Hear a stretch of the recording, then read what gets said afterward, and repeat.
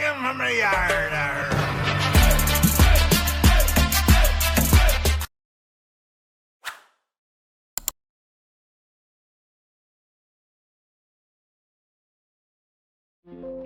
नमस्कार दोस्तों, मैं आपका दोस्त ब्रजमोहन सिंह अपने यूट्यूब चैनल बीबीएन ट्रेडिंग में आपका स्वागत करता हूं। यह वीडियो प्योरली एजुकेशन पर्पज से है। इसमें हम सीपीआर का एक पैटर्न है जिसको हम बोलते हैं इवनिंग स्टार सेटअप। ये कैंडलस्टिक पैटर्न नहीं है जो इवनिंग स्टार हम कैंडलस्टिक पैटर्न देखते हैं। ये सीपीआर का एक पैटर्न है जिसका नाम है इवनिंग स्टार। तो इवनिंग स्टार सेटअप में क्या होता है कि प्रीवियस डे हाई से रिजेक्शन मिले। जब प्रीवियस डे हाई से रिजेक्शन मिलता है और वह प्राइस प्रीवियस डे हाई के नीचे क्लोज करता है तो हम क्लोज के नीचे एंट्री रहेगी, और जिस कैंडल के ने क्लोज किया है उस कैंडल का हाई या उसके पास कोई पिवट हो, डेली, वीकली, मंथली, तो उस पिवट का हम स्टॉप लॉस रख सकते हैं।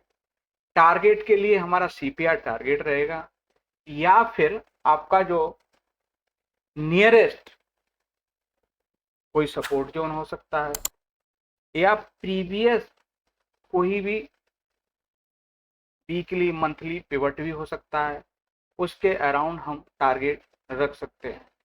इसको हम चार्ट पे देखेंगे, चार्ट पे समझेंगे कि ये किस तरह से काम करता है।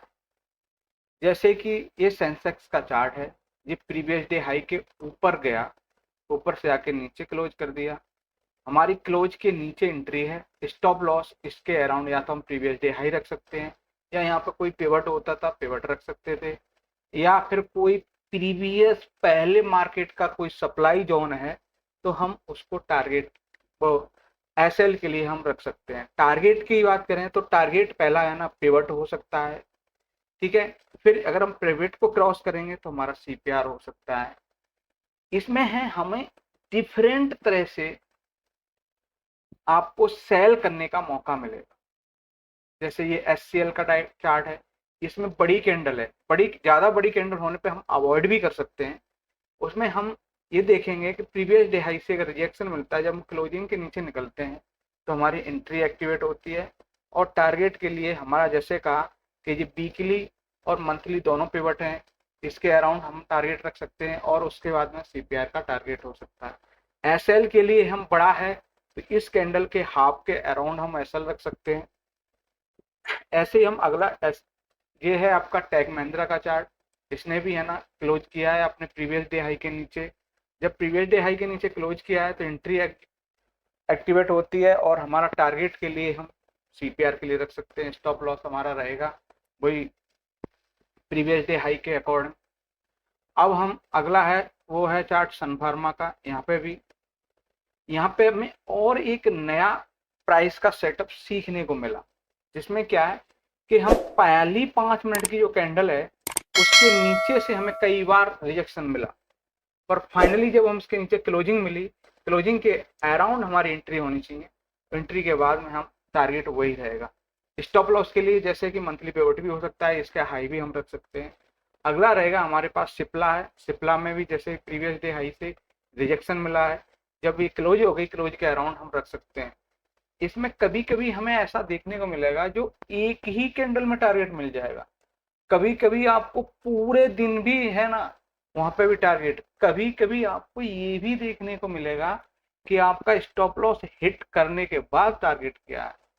हमारा सिर्फ काम यही है कि हम कम से कम लॉस में अपना ट्रेड को एग्जीक्यूट करें। अगला है पावर ग्रिड, जिसमें भी हमारा प्रीवियस डे हाई से रिजेक्शन मिला है। प्रीवियस डे हाई से रिजेक्शन मिला, टारगेट के लिए सीपीआर रह सकते हैं, फिर हम स्टॉप लॉस को ट्रेल भी कर सकते हैं। अगला चार्ट हमारा रहेगा वो चार्ट है भारतीय एयरटेल का। इसमें भी प्रीवियस डे हाई से बड़ी कैंडल है तो रिट्रेसमेंट का वेट कर सकते हैं। स्टॉप लॉस के लिए हम पिवट है, नियरेस्ट कोई और भी सप्लाई जोन हो सकता है। एंट्री जब हम प्रीवियस डे हाई के नीचे क्लोज करेंगे हमारी एंट्री एक्टिवेट हो जाएगी, और टारगेट के लिए हम सीपीआर रख सकते हैं।